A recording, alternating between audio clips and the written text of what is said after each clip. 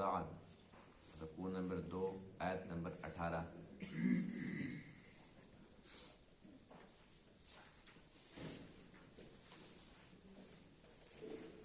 اعوذ باللہ من الشیطان الرجیم،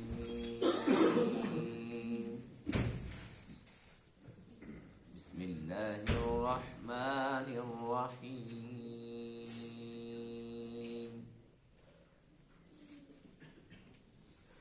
افمن يعلم انما انزل اليك من ربك الحق كمن هو اعمى انما يتذكر اولو الالباب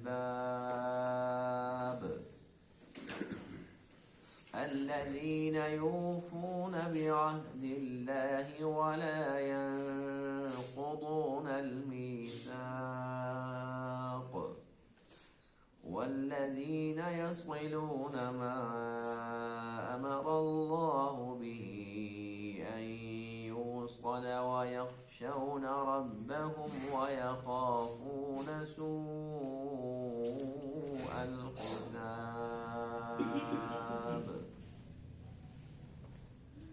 والذين صبروا ابتغاء وجه ربهم وأقاموا الصلاة وأنفقوا مما رزقناهم سرا وعلانية ويدرؤون بالحسنة السيئة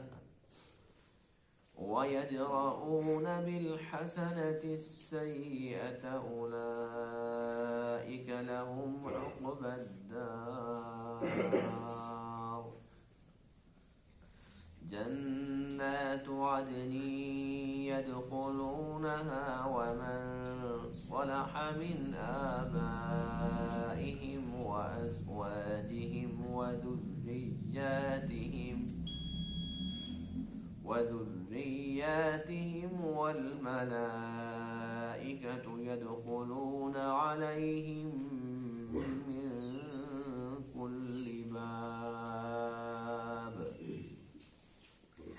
سلام عليكم بما صبرتم فنعم عقبى الدار صدق اللہ العظیم۔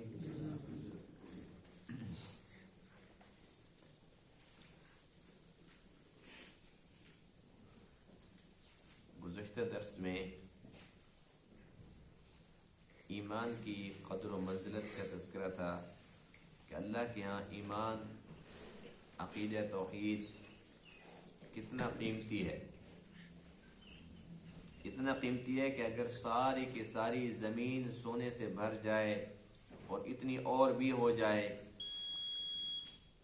یہ ساری کی ساری مل کر بھی ایمان کا مقابلہ نہیں کر سکتی۔ ایمان اتنی قیمتی چیز ہے، اتنی اعلیٰ چیز ہے۔ آج کے درس میں آیت کریمہ کے اندر ان لوگوں کا تذکرہ ہے جو صحیح العقیدہ ہے، جو پکے موحد ہیں۔ اللہ تعالیٰ نے چند ایک صفات کا تذکرہ فرمایا کہ جن کے اندر یہ صفات بھی پائی جائیں، عقیدہ تو ٹھیک ہے لیکن ساتھ ساتھ یہ ہے کہ وہ حقوق اللہ اور حقوق العباد کا بھی اچھے طریقے سے خیال رکھتے ہیں، یعنی کہ نماز بھی پڑھتے ہیں، اس کا تعلق حقوق اللہ سے ہے، اللہ کے راہ میں خرچ بھی کرتے ہیں، فقراء مساکین کو کھلاتے پلاتے ہیں، اس کا تعلق حقوق العباد سے ہے۔ اسی طریقے سے کسی انسان کے ساتھ یا یہ کہ اللہ کے ساتھ اگر کوئی وہ وعدہ کرتے ہیں تو اس کو نبھاتے بھی ہیں، صلہ رحمی بھی کرتے ہیں۔ اگر ان سے کوئی غلطی ہو جاتی ہے تو اس غلطی کو سدھارنے کے لیے پھر وہ نیکی کے کام بھی کرتے ہیں۔ تو اللہ فرماتے ہیں کہ ان کا انجام بہت اچھا ہے، ان کا جو آخرت کا گھر ہے وہ بہت زبردست ہے۔ اور وہ کون سا گھر ہے؟ جنت۔ جنت کے اندر اللہ تعالیٰ ایسے لوگوں کو ایک تو سب کچھ دے گا جو یہ چاہیں گے، اس کے علاوہ آج کے درس کے اندر اللہ تعالیٰ کی خاص رحمت کا تذکرہ ہے. جو صحیح العقیدہ مسلمان جنتیوں کو اللہ تعالیٰ کے فضل سے ایک خاص تحفہ ملے گا، اور وہ خاص تحفہ یہ ہے، اللہ فرماتے ہیں کہ ایک مومن جنت میں چلا گیا، جنت میں جا کر اس کو اپنے ماں باپ کی یاد آ جاتی ہے، یا یہ کہ اس کو بیوی کی یاد آ جاتی ہے، اس کو اپنی اولاد کی یاد آ جاتی ہے.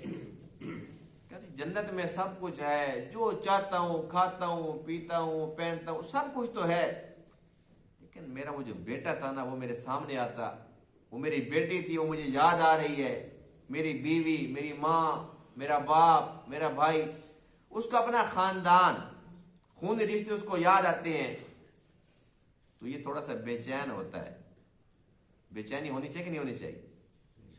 ظاہر سی بات ہے کہ انسان کی فطرت ہے کہ انسان کو جب کچھ اچھا ملتا ہے تو وہ یہ چاہتا ہے کہ جیسے آج جس میں عہدے پر ہوں، میرے اپنے بھائی مجھے دیکھتے، میرے اپنے خاندان والے مجھے دیکھتے تو کیا لطف آ جاتا.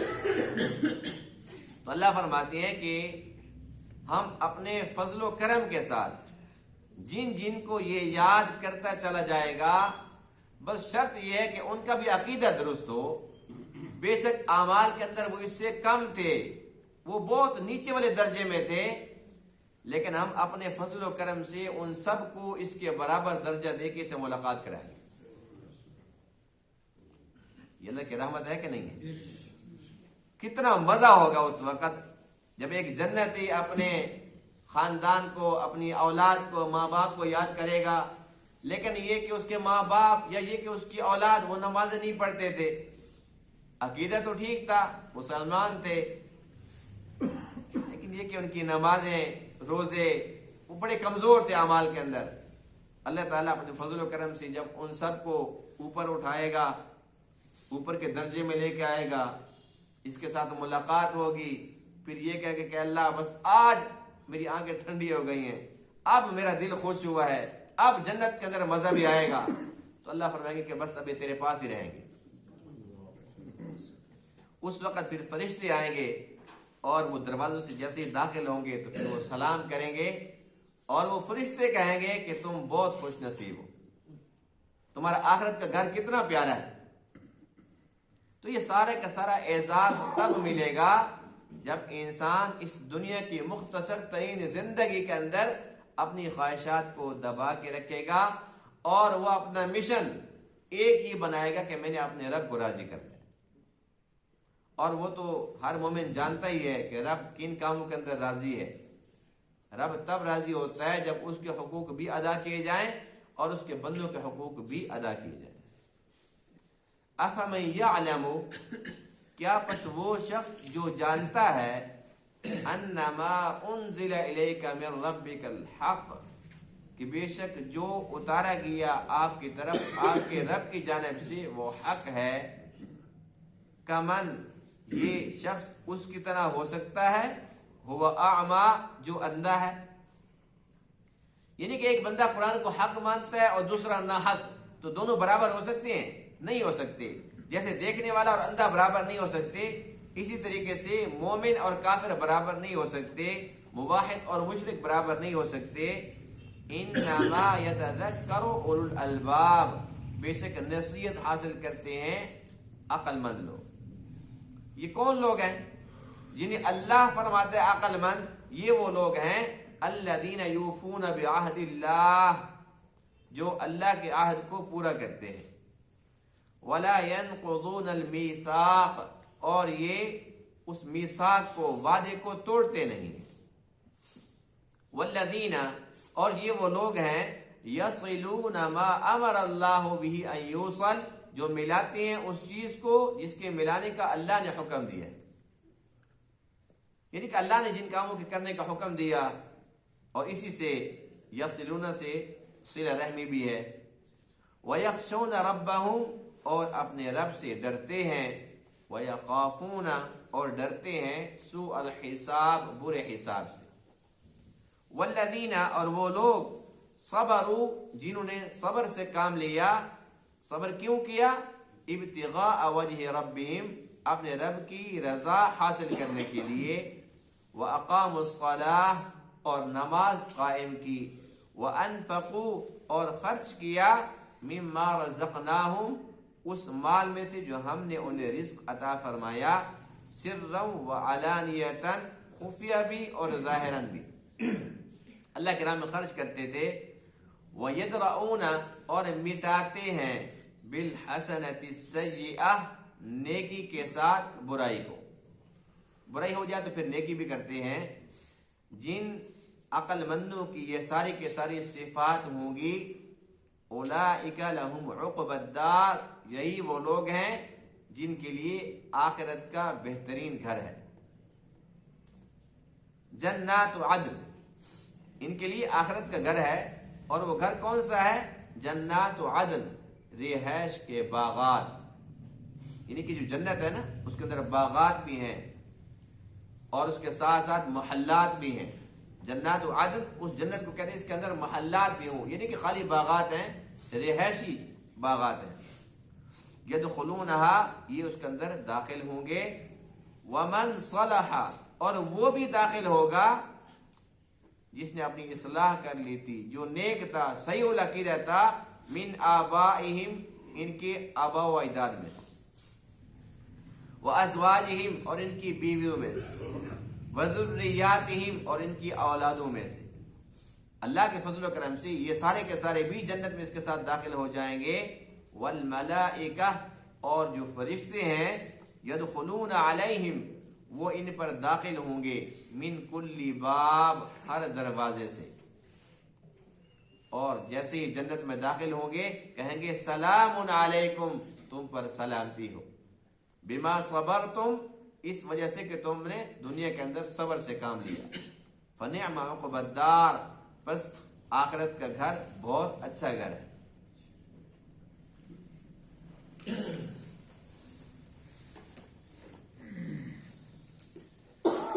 ہم لوگ دنیاوی لحاظ سے عقل مند اس کو سمجھتے ہیں جو بڑا چالاک اور چکر باز ہو، جس کے پاس دو چار پیسے اکٹھے ہو جائیں ہم کہتے ہیں جی یہ بڑا عقل مند ہے۔ بس کے ماں باپ تو غریب تھے لیکن یہ کچھ عقل مند نکلا ہے، یعنی کہ ہمارا معیار یہ ہے، عقل مند اس کو سمجھتے ہیں جس کے پاس دو چار پیسے ہوں اور اس نے کسی بھی طریقے سے جمع کر لیے ہوں تو یہ بڑا عقل مند ہے۔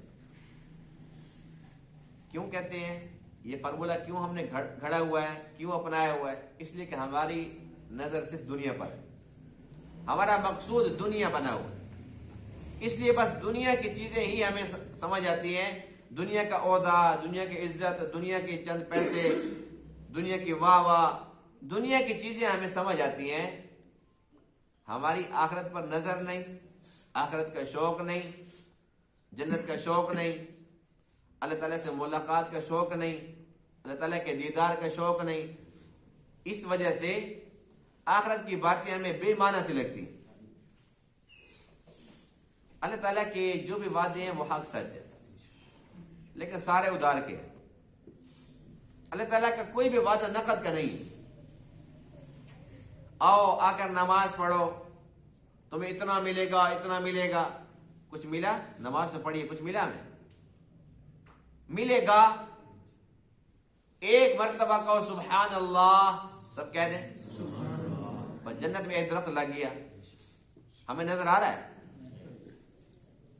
بس جب مریں گے جنت میں جائیں گے تو وہاں پر تو موجود ہے، پکی بات ہے کہ وہاں تو ہے، لیکن یہاں پر کچھ نہیں ہے۔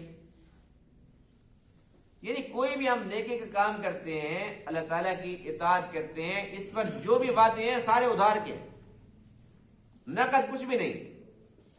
جیسے ہم نماز پڑھنے آئے تھے، جیسے خالی جیب آئے ایسے خالی جیب چلے گئے، ایسا نہیں ہو کہ ہم نے نماز پڑھی ہے، جب ہم آئے تھے تو جیب خالی تھی، جاتے ہوئے کہ 50 روپے کا نوٹ ہوگا، 100 روپے کا اس کے اندر آ جائے گا، کچھ بھی نہیں۔ اللہ تعالیٰ کے سارے وعدے سچے ہیں سارے ادھار کے۔ جنہیں اللہ تعالیٰ پہ بھروسہ ہے وہ کہتے کوئی بات نہیں، یہ جاتے کہیں نہیں، جب اللہ فرما رہا ہے تو یہ سب کچھ ٹھیک ہے۔ جنہیں اللہ کے وعدوں پر بھروسہ نہیں ہے کہتے جی آخرت کس نے دیکھی ہے، بھائی یہی کچھ ملے تو وہی ٹھیک ہے۔ اور ہم اتنے دنیا کے طلبگار ہیں، اگر ہمیں کو کہتے ہیں نا کہ آپ دھوپ پر کھڑے رہیں 5 گھنٹے مسلسل اور میں کو 5 روپے دوں گا، ہمارے لیے 5 گھنٹے دھوپ پر کھڑے رہنا آسان ہے۔ اگر ہمیں کو کہتے ہیں جی آپ جو ہے نا سردی گرمی کی پرواہ نہ کریں، آپ فجر کے ٹائم آئیں گے نا، گرم بستر چھوڑ کر آئیں گے، اللہ تعالیٰ راضی ہو جائے گا، ہم کہتے ہیں پھر کیا ہوگا؟ یعنی کہ اس کی کوئی قدر و منزلت نہیں ہے۔ اللہ کی رضا مل جائے ملے نہ ملے، ہمیں اس سے کیا غرض ہے؟ ہمیں پتہ نہیں نا کہ یہ کتنی بڑی دولت ہے، کتنی بڑی نعمت ہے۔ تو ہمارا مزاج یہ بنا ہوا ہے، ہم چاہتے ہیں جی بس ابھی کچھ ملے، ظاہر نفع پر ہم مرتے ہیں۔ اور جو ادھار کا معاملہ ہے، اللہ تعالیٰ کا جو حق سچ ہے ملنا ہے، اس پر ہمیں یقین کامل نہیں ہے، ہمیں بھروسہ نہیں ہے۔ تو ہم عقل مند کس کو سمجھتے ہیں؟ جو دنیاوی لحاظ سے کسی بڑے عہدے پر اچانک پہنچ جائے، یا یہ کہ اس کے پاس چند پیسے اکٹھے ہو جائیں، یا یہ کہ اس کا بڑا نام ہو جائے، اس کا نام روشن ہو جائے، بڑا مشہور ہو جائے، کسی بھی رنگ سے ہو، بڑا چلاک ہے، بڑا عقل مند ہے۔ لیکن اللہ کا قرآن یہ کہتا ہے عقل مند وہ لوگ ہیں الذین یوفون بعہد اللہ، پہلی صفت یہ ہے کہ وہ اللہ کے عہد کو پورا کرتے ہیں۔ اللہ کا عہد کون سا ہے؟ سب سے پہلا وعدہ جو اللہ نے عالم ارواح کے اندر ہم سے لیا تھا، الست بربکم، کیا میں تمہارا رب نہیں ہوں؟ قالوا بلا، سب نے کہا کیوں نہیں، اللہ تو ہی تو ہمارا رب ہے۔ یہ ہم نے وعدہ کیا اللہ کے ساتھ، یعنی اللہ تعالیٰ کو مانا کہ اللہ تو ہی ہمارا رب ہے۔ اب دنیا کے اندر آ کر اس عہد کو جو نبھائیں گے وہ عقل مند ہوں گے۔ دوسرا عہد یہ ہے کہ جو ہم نے لا الہ الا اللہ محمد الرسول اللہ پڑھا ہے، تو لا الہ الا اللہ کے اندر ہم نے اللہ کے ساتھ وعدہ کیا ہے کہ اے اللہ بس اب تو وحدہ لا شریک ہے، تیری وحدانیت پر ہمارا ایمان ہے۔ اور محمد الرسول اللہ کے ساتھ ہم نے اللہ کے ساتھ وعدہ کیا کہ محمد علیہ السلام تیرے رسول ہیں، ان کی رسالت پر ہمارا ایمان ہے، اور ہمیں یقین کامل ہے کہ انہی کے طریقوں کے اندر ہی ہم کامیاب ہو سکتے ہیں۔ اللہ کے ساتھ وعدہ کر لیا۔ اللہ فرماتے ہیں کہ عقل مند وہ ہیں الذین یوفون بعہد اللہ، اس وعدے کو پورا کرتے ہیں۔ جنہوں نے کلمہ تو پڑھ لیا، کلمے کے مطابق زندگی گزارتے نہیں ہیں، تو یہ بے وقوف ہیں، عقل مند نہیں۔ یہ جو کلمہ ہم پڑھتے ہیں نا، ہمیں اس کی حقیقت کا پتہ ہی نہیں ہے۔ ابو جہل کو اگر اتنی چھوٹ دے دی جاتی جتنی ہم نے لی ہوئی آج کل، تو شاید وہ بھی کلمہ پڑھ لیتا۔ وہ سمجھتا تھا کہ لا الہ الا اللہ کے تقاضے کیا ہیں، محمد الرسول اللہ اس کی گہرائی میں جائیں گے، اس کی حقیقت کیا ہے، اس کے کیا تقاضے ہیں، وہ جانتا تھا۔ اس نے کہا نہیں، یہ بہت مشکل کام ہے، میرے بس کا روگ نہیں ہے۔ تو یہ کلمہ پڑھنا تو آسان ہے، لیکن اس کی حقیقت کو سمجھنا، اس کے مطابق زندگی بسر کرنا اتنا آسان نہیں ہے۔ اسی لیے اللہ کیا فرماتے ہیں کہ وہ عقل مند ہیں جو اس کے مطابق زندگی بسر کرتے ہیں، جو اس عہد کو نبھاتے ہیں۔ وَلَا يَنْقُضُونَ الْمِيثَاقَ، اور اس وعدے کو توڑتے نہیں۔ جب زبان سے یہ کلمہ پڑھ لیا، پھر عمل اس کے مطابق ہوگا تو یہ وعدہ پورا کرنا ہوگا، اور عمل اس کے خلاف ہے تو یہ وعدہ توڑنا ہوگا۔ تو اللہ فرماتے ہیں کہ عقل مند وہ ہے جو اس عہد کو پورا کرتے ہیں اور اس کو توڑتے نہیں۔ تو اللہ کے ساتھ عہد کے اندر یہ بھی شامل ہے کہ کوئی انسان اللہ کے کسی بندے کے ساتھ اگر وعدہ کر لیتا ہے، تو چونکہ نام تو بیچ میں اللہ کا آ گیا، اور اکثر لوگ قسمیں کہتے ہیں اللہ کی قسم بس میں کل آپ کو ملوں گا، کل آپ کا یہ کام کر دوں گا۔ تو کسی بندے کے ساتھ وعدہ کرنا بھی اللہ کا وعدہ ہوا۔ اس لیے قرآن مقدس میں ہے کہ وَأَوْفُوا بِالْعَهْدِ إِنَّ الْعَهْدَ كَانَ مَسْئُولًا، اپنے وعدوں کو پورا کیا کرو، وعدے کے متعلق قیامت کے دن پوچھا جائے گا۔ اور حدیث پاک میں ہے کہ منافق کی نشانیوں میں سے ایک یہ بھی ہے وَإِذَا وَعَدَ أَخْلَفَ، جب وہ وعدہ کرتا ہے تو اس کو توڑ دیتا ہے۔ وعدہ خلافی منافق کی نشانی ہے، مومن کی نہیں ہے۔ اگر ہمیں کو کہہ دے کہ او منافق، ہم برداشت کر لیں گے، لڑیں گے نا، 2-4 سنائیں گے اس کو، لیکن اللہ کے نبی فرما رہے ہیں کہ اگر وعدہ خلاف ہو تو منافق ہو، کسی کی بات برداشت ہو یا نہ ہو، لیکن اللہ کے محبوب کی بات تو حق سچ ہے. جو بندہ وعدہ خلافی کرتا ہے تو اس کو یہ لفظ بھی برداشت کرنا ہوگا. تو ایک صفت تو عقل مندوں کی یہ ہوئی کہ وہ وعدے کے خلاف نہیں کرتے. دوسری صفت یہ ہے والذین یصلون ما امر اللہ به ان یوصل، اللہ نے جن چیزوں کے ملانے کا حکم دیا اس کو ملاتے. یعنی کہ اللہ نے ملانے کا حکم دیا سے مراد یہ بھی ہے کہ قرآن میں جہاں بھی ہم پڑھتے ہیں نا ایمان کا تذکرہ ہوتا ہے تو ساتھ اعمال صالح کا تذکرہ بھی ہوتا ہے. جیسے نماز کا تذکرہ ہوتا ہے تو ساتھ زکوٰۃ کا تذکرہ بھی ہوتا ہے. اقیموا الصلاۃ وآتوا الزکاۃ، نماز قائم کرو اور زکوٰۃ ادا کرو. اسی طریقے سے جہاں پر ایمان کا تذکرہ ہوتا ہے تو ساتھ اعمال صالح کا تذکرہ ہوتا ہے. تو اللہ نے ان دونوں چیزوں کو ملانے کا حکم دیا ہے کہ جب ایمان ہے تو ساتھ اعمال صالح کو بھی ملاؤ، نیک اعمال بھی کرو. اس لیے کہ تمام کے تمام انسان خسارے میں ہیں. سورۃ العصر میں ہے نا، سوائے ان لوگوں کے جو ایمان لائے وعملوا الصالحات اور نیک اعمال کی. تو ایمان اور اعمال صالحہ ان دونوں کو اللہ نے ملانے کا حکم دیا. یعنی کہ جو مومن ہے تو وہ نیک کام ضرور کرے. اور اسی سے صلہ رحمی بھی ہے، لوگوں کے ساتھ میل جول رکھنا اور اپنے جو عزیز و اقارب ہیں ان کے ساتھ صلہ رحمی کرنا، ان کے ساتھ قطع تعلقی نہ کرنا، ان کے ساتھ لین دین کرنا، ان کا خیال کرنا. کوئی اگر اس میں سے تنگ دست ہے تو اس کی ضرورت پورا کرنا، یہ صلہ رحمی ہے. حدیث پاک میں ہے کہ جو انسان صلہ رحمی کرتا ہے اللہ تعالیٰ اس کی زندگی کے اندر اور اس کے رزق کے اندر برکت ڈال دیتے ہیں. یعنی کہ کوئی چاہتا ہے کہ میرا رزق وسیع ہو جائے، خیر و برکت والا ہو جائے، میری زندگی کے اندر خیر و برکت آ جائے، تو اسے چاہیے کہ وہ صلہ رحمی کیا کرے. اور صلہ رحمی سے مراد یہ نہیں ہے کہ جو اچھے طریقے سے بولے تو ہم بھی اچھے طریقے سے بولیں گے، جو ہنس کے بولے گا ہم ہنس کے بولیں گے، جو ایک گالی دے گا ہم 10 دیں گے. یہ صلہ رحمی نہیں ہے. صلہ رحمی یہ ہے کہ جو تعلق کو توڑے.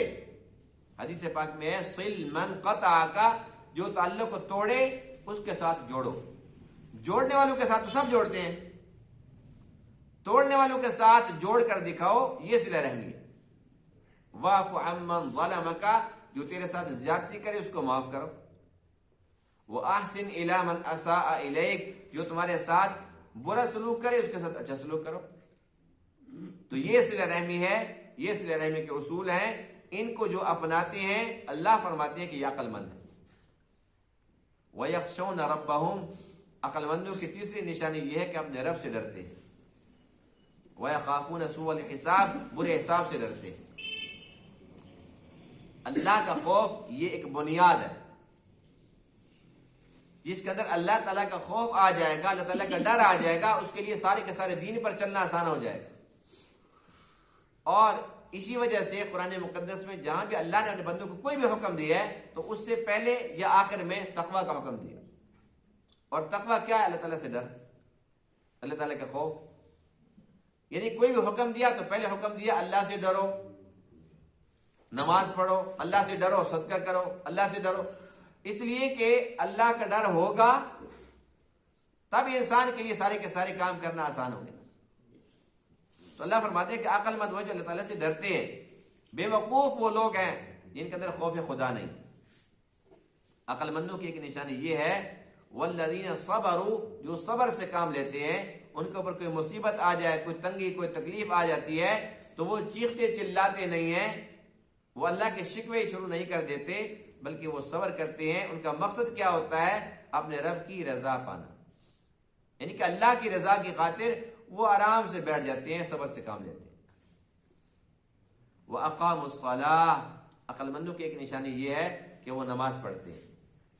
یعنی کہ جو نماز پڑھتا ہے وہ عقل مند ہے، اور جو نماز نہیں پڑھتا قرآن نے بتلا دیا کہ وہ بے وقوف ہے. اس میں کوئی شک والی بات ہے؟ ظاہر سی بات ہے، کچھ سے بڑا بے وقوف کون ہو سکتا ہے جس کو معلوم ہے کہ میں مسلمان ہوں، میں نے مرنا ہے، میں نے قبر میں جانا ہے، قبر کے اندر سب سے پہلے پوچھ نماز کیوں نہیں، پھر بھی نہیں پڑھتا. اس سے بڑا احمق بے وقوف کون ہوگا؟ عقل مند وہ ہے جسے معلوم ہے کہ نماز ام العبادات ہے، سب عبادات کی ماں ہے. تو میں نماز کیوں نہ پڑھوں جس کے اندر سجدہ ہے اور سجدے کے اندر اللہ تعالیٰ کا قرب حاصل ہوتا ہے، تو میں نماز کیسے چھوڑ سکتا ہوں؟ جو پکا نمازی ہے، اور نماز پڑھنا نہیں قائم کرنا، یعنی کہ اہتمام ہونا چاہیے نماز کا۔ تھوڑی دیر پہلے انسان وضو کر لے، اپنے آپ کو دنیا کے کاموں سے فارغ کر لے، اللہ کے گھر کے اندر 2-4 منٹ پہلے آئے، نماز کا اہتمام کرے، اور نماز پڑھ کے پھر بھاگنے کی جلدی نہ ہو، 2-4 منٹ اور بیٹھ جائے۔ کیا پریشانی؟ اللہ کے گھر کے اندر بیٹھا ہوا۔ تو یہ ساری کی ساری باتیں نماز قائم کرنے کے اندر آتی، اور نماز کا تعلق براہ راست حقوق اللہ سے ہے۔ جو بندہ نماز نہیں پڑھتا اللہ کے حقوق سے وہ غافل ہے۔ شیخ سعدی رحمہ اللہ نے ایسے بندے کے بارے میں فرمایا کہ جو بندہ نماز نہ پڑھتا ہو، بے نمازی ہو، اگر تم سے قرض مانگے تو نہ دو۔ فرمایا اس لیے کہ جس نے اللہ کے حق کو ضائع کر دیا وہ تمہارے حق کو کیسے ضائع نہیں کرے گا؟ جس کو نماز کی پرواہ نہیں ہے، جس کو اللہ کی پرواہ نہیں ہے، تمہاری پرواہ کرے گا؟ فرمایا کہ جو بے نمازی اس کو قرض نہ دو۔ کتنی پتہ کی بات بتائی۔ وَأَنفَقُوا مِمَّا رَزَقْنَاهُمْ، عقل مندوں کی ایک نشانی یہ ہے کہ وہ اللہ کے دیے ہوئے رزق میں سے خرچ کرتے ہیں، سرًا وعلانیۃً، خفیہ بھی اور ظاہراً بھی۔ جہاں وہ دیکھتے ہیں کہ بھئی سب لوگ تو دیکھ رہے ہیں، لیکن میرے دینے کے ساتھ ان کو بھی شوق ہوگا، یہ بھی دیں گے، تو وہاں پر سب کے سامنے دینا بھی جائز ہے۔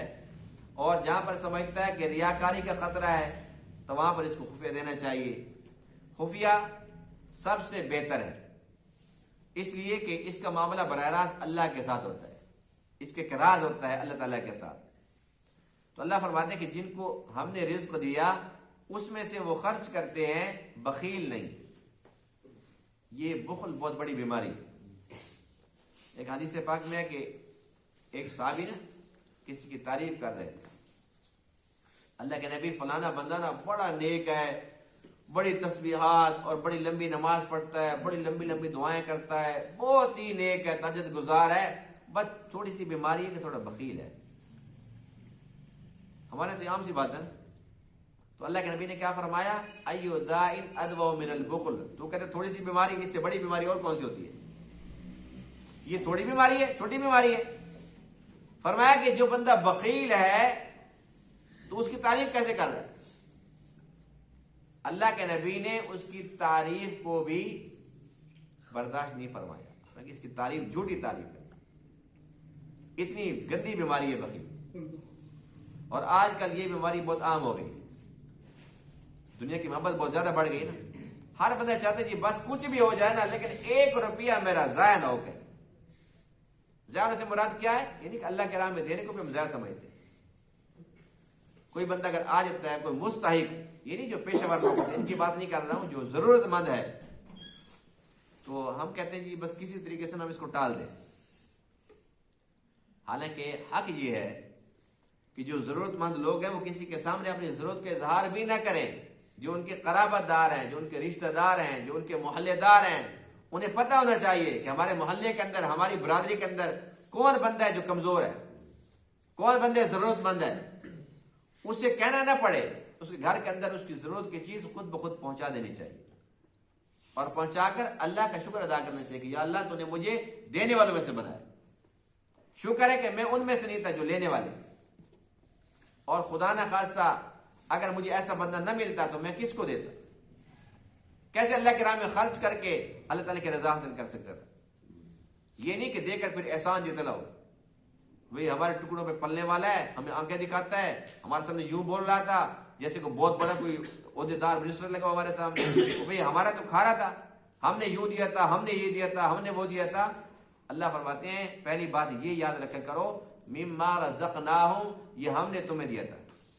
یہ نہ بھول جا کرو کہ ہم نے تمہیں دیا تھا، ہم نہ دیتے، ہم اس قابل نہ بناتے تو پھر تم بھی یوں کر کے پھر رہے ہوتے، تم بھی ضرورت مند ہوتے، تم بھی پریشان ہوتے، تم بھی محتاج ہوتے، لینے والوں میں سے ہوتے۔ اللہ کا شکر ادا کرو اور یاد رکھو کہ ہم نے تمہیں دیا۔ اللہ نے جہاں بھی قرآن مقدس میں حکم دیا نا اپنی راہ میں خرچ کرنے کا، یہ بات یاد کرائی ہے، انفقوا مما رزقناکم، اس میں سے خرچ کرو جو ہم نے تمہیں دی۔ جس سے باپ کہتا ہے نا بیٹے کو، باپ بیٹے کو کہتے کہ بیٹا وہ تجھے 1000 روپے نہیں دیتا، اس میں 100 روپے نا اس کو دے دے، 100 روپے کی فلاں چیز لے کے آ جائے، تو بیٹا کہہ نہیں سکتے جی پیسے نہیں ہیں، اس لیے کہ اسے پتہ ہے جی باپ نے خود تو 1000 روپے دیے، اور باپ کو حق ہے کہ جب اس نے 1000 دی اس میں سے اگر 100 کی وہ بات کر رہا ہے تو حق ہے یا نہیں ہے؟ اللہ فرماتے ہیں جب دیا سارا ہم نے ہے اور ہمیں پتہ بھی ہے کہ اس کے پاس پڑا ہوا ہے تو ہمارا حق نہیں ہے؟ اللہ تعالیٰ اپنے حق کو یاد کراتے ہیں، جو ہم نے دیا اس میں سے خرچ کرو۔ ہمیں چاہیے کہ اللہ کی راہ میں خرچ کرنا سیکھیں اور سخاوت اپنے اندر لانے کی کوشش کریں، اور اپنے بچوں کو بھی سخی بنانے کی کوشش کریں۔ اس کا طریقہ یہ ہے کہ جب کہیں دینا ہو تو بچوں کے ہاتھ سے دلوائیں، بچوں کو پتہ چلے کہ بھئی ہمارا جو باپ ہے نا وہ دیتا ہے۔ ایسا نہ ہو کہ بھی ہم ڈنڈی مارتے ہیں تو پھر بچے بھی سیکھتے ہیں اچھا میرا باپ نہیں دیتا میں کیوں دوں۔ بچوں کے ہاتھ سے ہم صدقہ خیرات کرائیں گے تو ہمارے بچے بھی سخی بنیں گے انشاءاللہ، ان کی تربیت بھی ہو جائے گی، اللہ تعالیٰ کی رضا بھی حاصل ہو جائے گی۔ عقل مندوں کی ایک نشانی یہ ہے کہ وہ نیکی کے ساتھ برائی کو مٹاتے ہیں، ان سے کوئی غلطی ہو جاتی ہے تو وہیں پر وہ نیکی کرتے ہیں، اور یہ سبق اللہ کے نبی نے دیے۔ حدیث پاک میں اللہ کے نبی نے ابو ذر سے فرمایا تھا کہ اے ابو ذر جہاں تجھ سے کوئی غلطی ہو جائے کوئی گناہ ہو جائے وہاں پر نیکی بھی کر لیا کر، وہ نیکی جو برائی کو مٹا دیتی ہے، اور وہ جگہ جو تیرے خلاف گواہی دینے والی تھی وہ تیرے حق کے اندر بھی گواہی دینا شروع کر دے گی، یعنی کہ اللہ کے سامنے وہ تیری نیکی کی بھی گواہی دے گی۔ ایک بندے سے کہیں پر کوئی گناہ ہو گیا کوئی غلطی ہو گئی ہے، جب وہاں پر وہ 2 رکعت نفل پڑھ لیتا ہے اللہ کے سامنے آنسو بہا لیتا ہے تو ظاہر ہے کہ اس کے خلاف بھی اس نے گواہ بننا تھا، اب اس کے حق کے اندر بھی گواہ بنے کی وجہ۔ تو اللہ فرماتے ہیں جن کے اندر یہ ساری کے ساری صفات پائی جائیں ان کا آخرت کا گھر زبردست گھر ہے۔ وہ کون سا گھر ہے؟ جنت۔ جنت کی دائمی نعمتیں ہیں جس میں اللہ تعالیٰ کی رضا ملنی ہے، اللہ تعالیٰ کا دیدار نصیب ہونا ہے، اور سب سے بڑی خوشی کی بات تو یہ ہے کہ اس کا اپنا خاندان، اس کے بیوی بچے، اس کے ماں باپ، اس کے بہن بھائی جن کو یہ یاد کرتا ہے، اللہ فرماتے ہیں کہ بے شک وہ اس پائے کے نہ ہوں، بے شک اس درجے کے مستحق نہ ہوں، لیکن چونکہ یہ اس درجے کا مستحق ہے تو یہ اللہ تعالیٰ کی رحمت سے بعید ہے، اللہ اس کو نیچے بھیجے۔ اللہ کہتا ہے نہیں میری رحمت یہ ہے کہ تیرا درجہ کم نہیں کرتا، ان کا درجہ اوپر کر دیتا ہوں۔ اللہ تعالیٰ کا کتنا بڑا احسان ہے۔ اور پھر فرشتے بھی خوش ہوتے ہیں، فرشتے کہتے ہیں سلام علیکم، تم پر سلامتی ہو۔ یہ سلام کتنا بہترین تحفہ ہے ہمارے لیے۔ ایک حدیث پاک سنیے پھر بات کو ختم کرتے ہیں۔ ایک حدیث پاک میں ہے اللہ کے نبی نے قسم کھا کے ارشاد فرمایا کہ اللہ کی قسم جس کے قبضہ قدرت میں میری جان ہے، تم میں سے کوئی بھی شخص جنت میں داخل نہیں ہو سکتا جب تک کہ آپس کے اندر محبت کرنے والا نہ ہو، آپس کے اندر محبت کرنے والا نہ ہو۔ پھر اللہ کے نبی نے فرمایا صحابہ کرام سے کیا تمہیں میں ایسا عمل بتلاؤں جس سے تمہاری آپس کے اندر محبت بڑھے؟ صحابہ نے عرض کیا اللہ کے حبیب ضرور بتائیے۔ فرمایا کہ وہ سلام ہے، سلام کو پھیلاؤ، سلام کثرت سے کیا کرو۔ فرمایا کہ جو سلام کے اندر پہل کرے گا تکبر سے بری۔ فرمایا کہ یہ نہ دیکھو کہ کون ہے، چھوٹا ہے بڑا ہے امیر ہے غریب ہے، بس مسلمان ہے تو اس کو سلام کرو۔ جو سلام کرتا ہے اس کو ملتی ہیں 30 نیکیاں، اور جو جواب دیتا ہے اس کو ملتی ہیں 10 نیکیاں۔ اگر بات 30 روپے اور 10 روپے کی ہوتی نا تو پھر ہر بندہ کہتا ہے جی میں ہی کروں گا۔ بات چونکہ نیکیوں کی ہے اس کا ہمیں پتہ نہیں ہے کہ وہ کیا چیز ہے۔ یہ آخرت کی کرنسی ہے، جیسے دنیا کی کرنسی ہوتی ہے نا ہر ملک کی، تو آخرت کی کرنسی نیکی ہے۔ یہ 30 روپے اور 10 روپے اس کی کوئی حیثیت نہیں ہے۔ 30 نیکیاں اور 10 نیکیاں بہت بڑی چیز ہے۔ تو میں عرض یہ کر رہا تھا کہ جب تک آپس کے اندر ہماری محبت نہیں ہوگی ہم جنت میں نہیں جا سکتے، اور محبت ہوتی ہے سلام سے۔ آج کل سلام کے ساتھ ہمارا جو رویہ ہے، کوئی سلام کرتا ہے تو ہم سوچتے ہیں کہ اس کو جواب دینے کے نہیں دینا، یہ نہیں کہ ہمارے پیمانے الگ ہو چکے۔ کوئی اگر دنیاوی عہدے والا کو دنیا دار آ جاتا ہے نا، وہ سلام کرتے ہیں ایک بندے کو 10 کہتے وعلیکم السلام جی خان صاحب طبیعت سے ٹھیک ہے، وہ کہتے ہیں بھی وہ تو اس کو سلام کر رہا تھا، اچھا میں نے سمجھا مجھے سلام کر رہا تھا۔ وہ ایک کو سلام کرتے ہیں تو اس کو 100 جواب دیتے ہیں۔ کوئی غریب اگر سلام کرتا ہے تو اس کی سنی انسنی، اس کی ویلیو نہیں، اس کے سلام کی ویلیو بھی نہیں۔ کتنی غلط بات ہے۔ اس لیے ہمیں چاہیے کہ ہم سلام کو پھیلائیں، اور اس کے اندر ہمارا اپنا فائدہ ہے۔ جو سلام کرتے اس کو 30 نیکیاں ملتی، تو ہمیں چاہیے کہ ہم سلام کریں، بجائے اس کے کہ ہم انتظار کریں کہ ہمیں وہ سلام کرے گا۔ ہم خود کیوں نہ سلام کریں؟ گھر میں جائیں سلام کریں، گھر سے نکلیں سلام کریں، اپنے بچوں کو سلام کریں، گھر والوں کو سلام کریں، ماں باپ کو سلام کریں، بازار میں جائیں دکاندار کو وہاں سلام کریں۔ یعنی مفت کی نیکی ہیں۔ اللہ تعالیٰ کو یہ اتنا پسند ہے سلام۔ دیکھو دنیا کے اندر بھی ہم سلام کریں گے، محبت بڑھے گی، جنت میں داخلہ ملے گا، اور جنت میں جب داخلہ ملے گا وہاں پر فرشتے سلام کریں گے، پھر اللہ سلام کرے گا، سلام قولا من رب الرحیم، اللہ کی طرف سے سلام آئے گا۔ یعنی کہ سلام ختم ہونے والی چیز نہیں ہے، یہ ہمیشہ ہمیشہ کے لیے تحفہ ہے۔ تو اس کے لیے آج کے بعد ہم کوشش کریں گے کہ نہیں کریں گے؟ انشاءاللہ کوشش کریں گے کہ بس سلام ایسا عام ہو جائے، ایسا عام ہو جائے۔ حقیقت یہ کہ ہمارے یہاں اس کا رواج نہیں ہے۔ میں کچھ عرصہ پہلے پشاور گیا تو میں بڑا حیران ہوا، وہاں ان لوگوں نے مجھے کہا کہ آپ نے فجر کی نماز پڑھانی ہے۔ ہمارے یہاں تو تھوڑی سی تلاوت اگر لمبی ہو جائے نا قرات، کہتے ہیں جی پتہ نہیں کیا چکر، لگتا ہے کہ سارا قرآن کو ختم کرنے کا پروگرام تھا۔ کوئی کہتا ہے جی بس میں تو کھڑا ہو کے پریشان ہو گیا، ساتھ کرسی بھی کوئی نہیں پڑی تھی۔ ہر بندے چاہتے ہیں کرسی پر نماز پڑھو، آج کل یہ بھی فیشن بن گئی ہے۔ تو حقیقت یہ ہے کہ میں وہاں جا کر جس چیز سے حیران ہوا وہ 3 باتیں تھیں۔ وہ کوئی دوسری دنیا نہیں تھی، ہمارا اپنا ملک ہے، اور یہ چیزیں پٹھانوں کے اندر ابھی تک الحمدللہ موجود ہیں۔ ایک یہ کہ جس گلی سے میں گزرتا تھا السلام علیکم، بڑے زبردست طریقے سے سلام کرتے تھے وہ، تو میرا بڑا دل خوش ہوا۔ میں نے کہا الحمدللہ اللہ کے نبی کی یہ سنت یہاں پر زبردست طریقے سے زندہ ہے، ہر بندہ سلام، ہر بندہ سلام۔ دوسری بات یہ کہ وہ کہنے لگے جی آپ نے فجر کی نماز پڑھانی ہے، اور چونکہ وہ جمعے کا دن تھا تو سنت کیا ہے، پہلی رکعت میں سورہ سجدہ، دوسری میں سورہ دہر، دونوں بڑی صورتیں۔ میں نے کہا جی ہمارے پنجاب میں تو یہ ناممکنات میں سے سنت پر آج کل عمل ختم ہو چکا ہے۔ کہنے نہیں جی نہیں انشاءاللہ ہم سنیں گے۔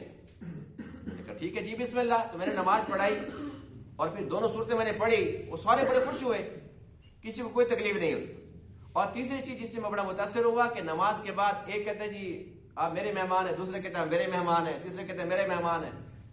تو میں بڑا پریشان ہو گیا، میں نے کہا جب میں ان کو جانتا بھی نہیں ہوں میں کس کو کہوں کہ ٹھیک ہے۔ تو میں نے اپنے میزبان کو دیکھا تو میزبان نے کہا ابھی یہاں پر یہ رواج ہے، ابھی میں تو خاموش ہوں، میرے پاس اختیارات نہیں ہیں، آپ جس کا اشارہ کریں گے، جس کی دعوت قبول کریں گے، بس آپ اس کے مہمان ہیں۔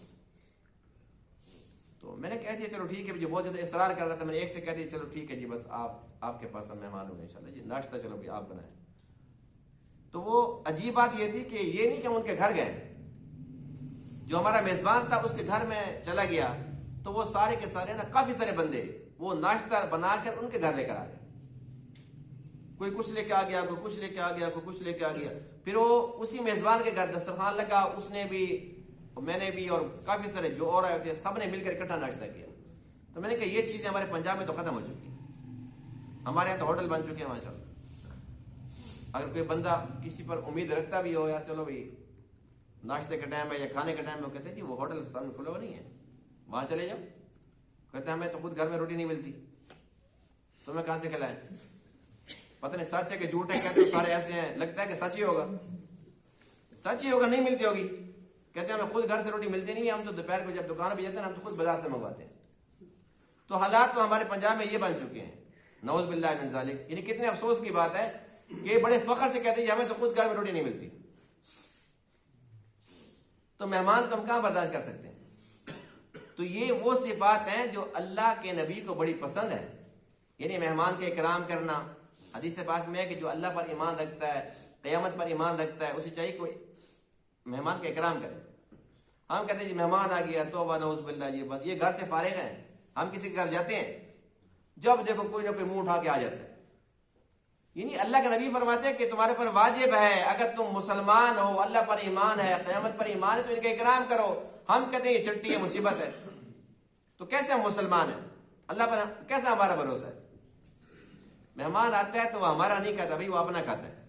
تو یہ ساری کی ساری وہ صفات ہیں جو مجھے وہاں اچھی لگی ہیں آپ کے سامنے، اس لیے میں نے عرض کر دیا کہ یہ ساری صفات اپنانے والی، ہمیں چاہیے کہ یہ ساری صفات ہمارے اندر آئیں، کہ ہم بھی سلام کریں، عام کریں۔ اس پر کیا پیسہ خرچ ہوتا ہے، کیا طاقت لگتی ہے، مفت کی نیکیاں ملتی ہیں۔